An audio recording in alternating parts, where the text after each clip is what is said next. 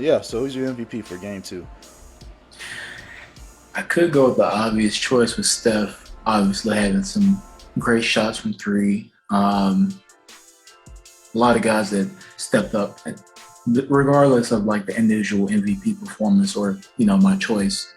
I think the big thing here though was energy, and for me, I don't, I'm usually not big on this person, but Draymond Green to me, his energy, his statistics may not have matched like an MVP of the game type of player, but I think that what he brought to the table tonight was just having that type of intensity that they needed on defense, and that kind of forced the Celtics into a uncomfortable place. Um, to me, that was the deciding factor when I look at the Celtics versus the Warriors. That Hey the everyone. Warriors brought that intensity, which was fueled by Draymond. He got that tech earlier in the game, and from there on, he was just fired up. He kept going, kept getting into guys' faces. Playing aggressive defense, which inspired the rest of the team to go out and play hard on defense. And they got all those steals, got those turnovers, and were able to convert that into points and everything. I think that Draymond's impact was huge. And obviously, Steph had a great game, but his impact can't be denied. Along with other guys like Wiggins, he might not have had a great scoring night, but he was aggressive as well. And he kept his foot on the gas, kept going after the boards. Him, Looney, everyone, just being a star in that role. Like Jordan Poole as well, coming in and bringing great energy. I think that was the difference in the Celtics versus the Warriors tonight. So Draymond to me should get it because I just like go for the underdog. Steph was obviously magnificent with his shooting, at least. But that's my thought on the MVP of the game. All right, so game 2 of the NBA Finals just wrapped up. The Golden State Warriors, I'm not going to say I called it, but I kind of called it, okay? I said before the game that the Warriors were going to win this by double digits, and there's a reason why even after game 1, I stood by my prediction of Warriors in 6. The Warriors just have too much offensive firepower for the Celtics to keep up with, especially when the Celtics role players don't play well. I mean, like, Al Horford. Congrats on a great career, because clearly you decided to retire after game 1. Where were you tonight? Grant Williams, thanks for showing up. Daniel Tice, were you even on the court? Because I didn't notice you. I said it before the series, but this entire finals is going to be the battle of the role players. Whichever team's role players play better on a given night is going to win that game, and we saw it again tonight in game.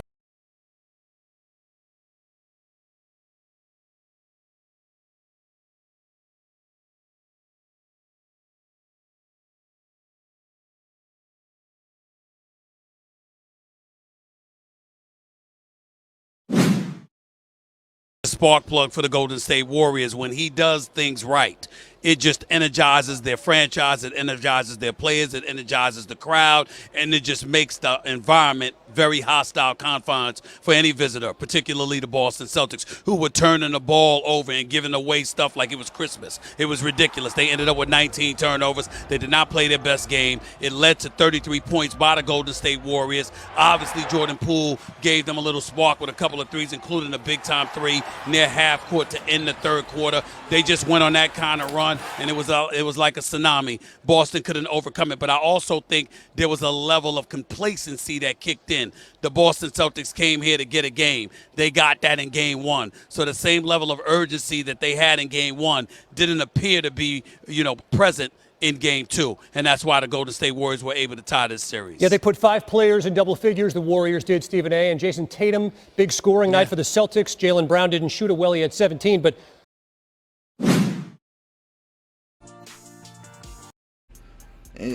He had negative 36. If they run the pick and roll and they're able to get a big man on Steph, it's going to be hard for that guy to keep up with. Like we saw with Robert Williams, we saw that with Al Horford. It was really, even when if Steph didn't drive to the basket, he was getting a step back because he just needs a little bit of separation. and it's hard to anticipate his dribble move, like if he's gonna sidestep, crossover, or if he's gonna hesitate and go to the rim. So it was good to see that, but like you said, I think the Celtics make the adjustment next game. The Warriors have to also keep in mind and get other guys going. It was good to see a lot of guys in the rotation too. So I hope both teams make an adjustment. I just want to see a good game like you.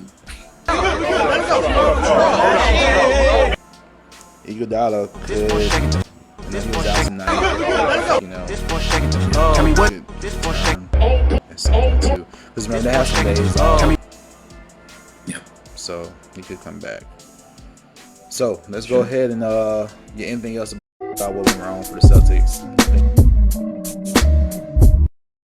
In Boston's corner. If I'm hand checking you and I have an extra 20 pounds on muscle on you, my hand checks are going to do a better job of holding you in your spot than if you're skinnier and smaller than me and I'm driving on you. Even if you got your hands on me, I'm going to blow right through that. So I think over the course of the series, that advantage favors Boston, but kudos to Golden State for flipping it on them tonight. Yeah, I thought if you're a Warrior fan, you have to feel good about Jordan Poole because he was completely ineffective in game one and mostly ineffective both sides of the floor in game two in the first half. And that's, as we started this, I said, this can't be just Steph. Like, Clay's not what he was. He's just not getting as good a looks. He doesn't, his movement's a little off. Two big injuries, it's a little off. Not quite as quick, but he's always been a guy that shoots. Clay is funny. Van Gundy was kind of criticizing him tonight for some of his shots. But Clay has got a lot of leaners. He doesn't create a shot as well as like Steph or maybe a Tatum. So some of his shots are just ugly. He does a lot of leaners and a lot of them go in. But Jordan Poole's not going to hit as much as he hit tonight. They're going to need Jordan Poole to not freeze in the headlights in Boston because this defense, and you've seen it in probably of the 8 quarters, you've probably seen it in 5 to 5.5 to maybe 6 of them. They're making Boston take some off-balance, hurried shots. There's a reason the Warriors are missing some gimmies when you have to hurry. Some of those with Wiggins, he's contested. He's got a hand in his face. So, you can just say the Warriors are missing gimmies, but that's the reality of it. And for the record, Boston missing gimmies too, because Looney's a presence defensively and Draymond's a presence.